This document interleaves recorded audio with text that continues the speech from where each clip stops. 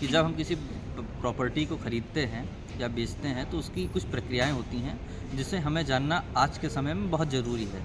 जिससे कि हमें सहूलियत हो सके कि अपने जिस प्लॉट को हम ख़रीद रहे हैं कि वह ज़मीन कैसी है। इसमें दो चीज़ें होती हैं कि कुछ ज़मीनें हम ख़रीदते हैं जो दाखिल खारिज समय मिलती हैं, कुछ जो होती है जिसमें धारा 80 करा करके हमें बेची जाती है।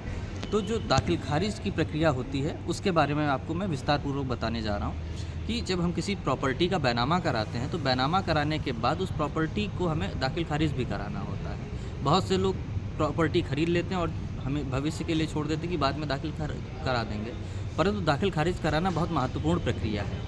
उसके बिना आपकी प्रॉपर्टी आपके नाम सिर्फ कागज़ पे रह जाती है, खतौनी पे नहीं। तो दाखिल खारिज कराने के लिए आपको ज़्यादा कुछ नहीं करना है, मात्र आपको अपनी रजिस्ट्री ला करके आप किसी अपने विधिक सलाहकार के पास जाइए और उसी विधिक सलाहकार के माध्यम से आप अपनी रजिस्ट्री का दाखिल खारिज करवा सकते हैं। दाखिल खारिज में आपको कुछ आवश्यक कागजात हैं कि आपकी खतौनी होनी चाहिए जिससे आपने परचेज़ करी है, दूसरा आपका बैनामा होना चाहिए, तीसरा आपका एक आधार कार्ड होना चाहिए और एक शपथ पत्र आपका होना चाहिए, जिसको आप अपने विधिक सलाहकार को दे दीजिए। विधिक सलाहकार आपको एक प्रक्रिया के माध्यम से 45 दिन से